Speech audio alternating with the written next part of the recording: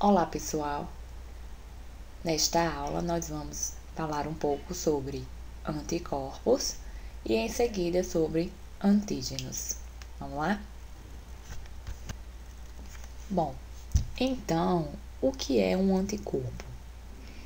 Se você olhar na figura abaixo, você logo identificará que os anticorpos são moléculas ou substâncias produzidas pelas células B ou linfócitos B quando ativados, ao encontrarem um micro-organismo.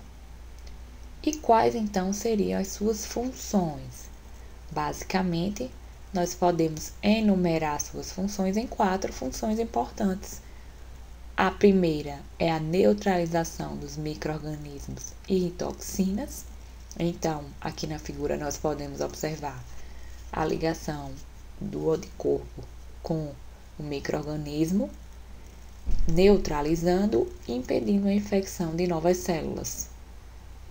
No número 2, na função número 2, nós temos então a função de opsonização e fagocitose, em que o micro-organismo ligado ao anticorpo é capaz então de sinalizar a vinda de fagócitos, entre eles o macrófago, capaz então de exercer o processo de fagocitose desse micro-organismo.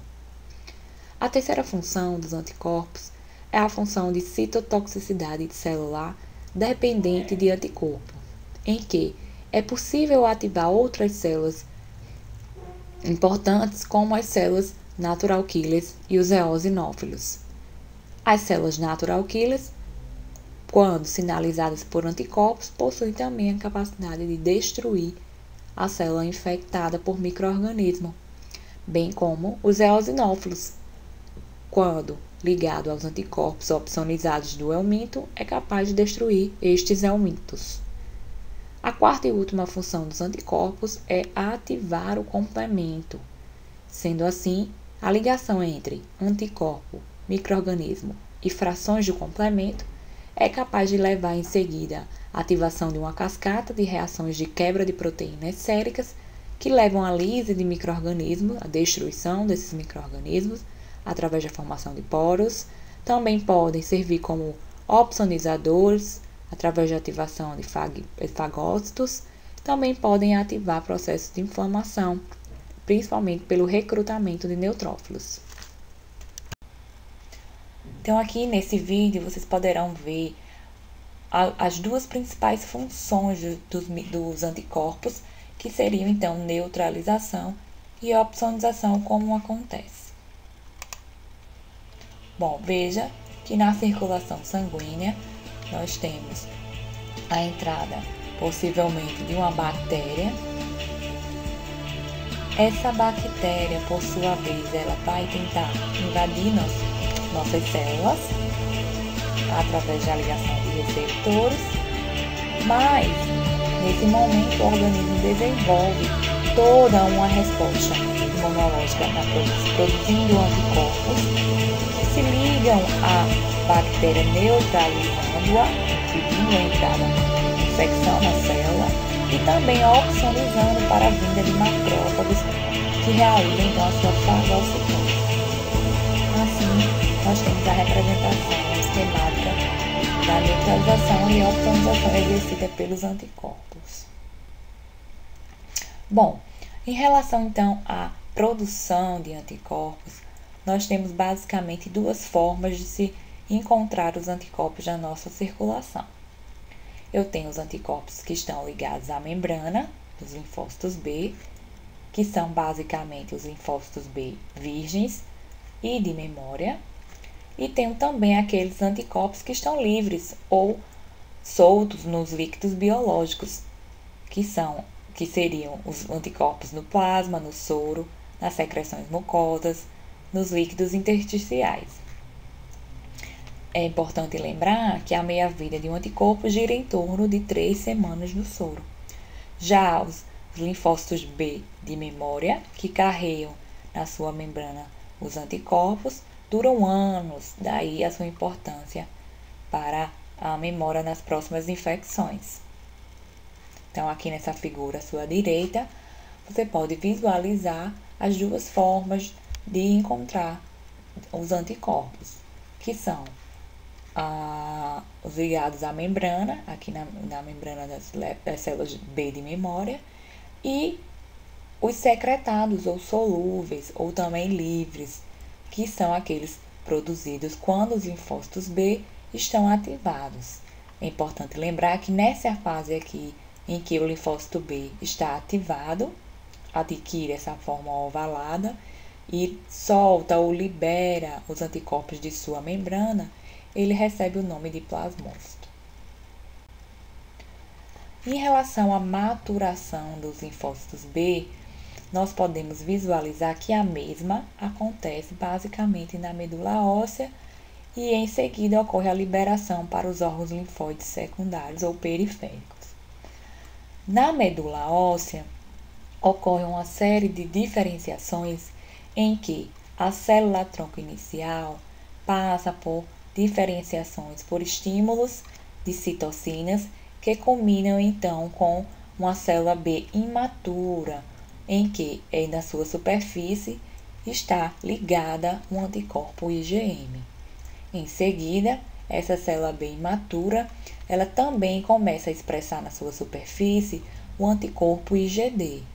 Então, nesse momento em que o linfócito B foi estimulado e apresenta na sua superfície um anticorpo IgM e também anticorpo IgD, nesse momento ela é considerada uma célula B madura, portanto, capaz de ser liberada no sangue para atingir os órgãos linfóides periféricos e lá realmente atuar frente aos micro-organismos, aos antígenos. Então, quando ela chega, essa célula B madura, chega nos órgãos linfóides periféricos, ela pode se ligar aos antígenos e então passa a se tornar um linfócito B ativado, em que ele se diferencia nas células plasmocitárias ou plasmócito, onde há liberação dos seus anticorpos ligados na superfície, que passam então a se tornarem solúveis ou livres. Em relação à estrutura dos anticorpos, nós podemos visualizar que toda molécula de anticorpo possui uma estrutura simétrica, isto é, igual, formada por duas cadeias leves idênticas e duas cadeias pesadas também idênticas. Então, aqui no seu esqueminha à esquerda, nós podemos visualizar duas cadeias leves e duas cadeias pesadas, formando essa estrutura em forma de Y. E, no caso, as cadeias pesadas são essas em verdes e as cadeias leves ou menores são essas em amarelo. Quando eu tenho a junção de uma região contendo uma cadeia pesada e uma leve, eu tenho a formação da região variável, onde está localizada ou localizado os sítios de ligação ao antígeno. Essa região, ela varia conforme o antígeno que irá encontrar. Também ela recebe o nome de FAB, ou porção em que ocorre a ligação com sítios de ligação ao antígeno, ou função variável, ou região variável. Já a região constante é a região formada por duas cadeias pesadas, ou também chamada de FC, tá? Onde realmente ocorrem as funções efetoras dos anticorpos, onde ele se liga a demais células. Aqui na figura ao centro, nós podemos visualizar a estrutura básica do anticorpo, onde eu tenho lá na região variável a ligação ou o sítio de ligação com o antígeno. E dependendo do antígeno em questão, essa região vai variar. Aqui na figura à sua direita, nós temos então como é que ocorre a ligação do anticorpo ao seu micro-organismo. No caso, uma região específica do micro-organismo é ligada à região variável do anticorpo. Então, nós vamos agora verificar quais as classes ou os isótipos de anticorpo. Então, basicamente, nós podemos classificar os anticorpos ou imunoglobulinas em 5 classes. Então, nós temos a IgG, imunoglobulina G, a IgE, a IgD, a IgM e a IgA. Todas elas são formadas por estruturas básicas, como nós vimos, formadas por 2 cadeias leves e 2 cadeias pesadas. Isso é a unidade funcional do anticorpo. Entretanto, você pode visualizar também que o anticorpo IgM, ele tem a sua estrutura um pouco diferente, uma vez que ele é formado pela junção de 5 unidades funcionais de anticorpo, ou 5 estruturas básicas do anticorpo. Dessa forma, o IgM tem uma estrutura que a gente pode denominar de pentamérica, ou seja, a união de 5 unidades básicas de anticorpo. E a IgA também apresenta uma variação em sua estrutura, em que pode se apresentar na forma dimérica ou na forma trimérica, em que é a união de 3 unidades básicas estruturais dos anticorpos. Essa conformação estrutural será importante quando analisarmos a avidez de ligação dos anticorpos nos próximos slides. Bom, quando falamos de que forma os linfócitos B são ativados para secretar os anticorpos, é importante lembrar que quando os micro-organismos têm uma origem proteica, em sua superfície são constituídos de antígenos proteicos, ocorre a seguinte maneira de ativação. Primeiro, o micro-organismo se liga ao linfócito B imaturo, que saiu da medula óssea e entrou nos órgãos linfóides periféricos. Nesse momento, ao encontrar o antígeno proteico, ocorre então a endocitose do antígeno, mediada por um receptor, e em seguida o processamento e a apresentação deste antígeno para as células T CD4. Então, veja, eu tenho então a célula B, o linfócito B, endocitando, ingerindo o micro-organismo, processando, destruindo e em seguida apresentando um pedacinho desse micro-organismo através do MHC de classe 2, o receptor MHC de classe 2, apresentando então a uma célula TCD4 ativada. A diferenciação em subclasses do IgG, que existem mais de um.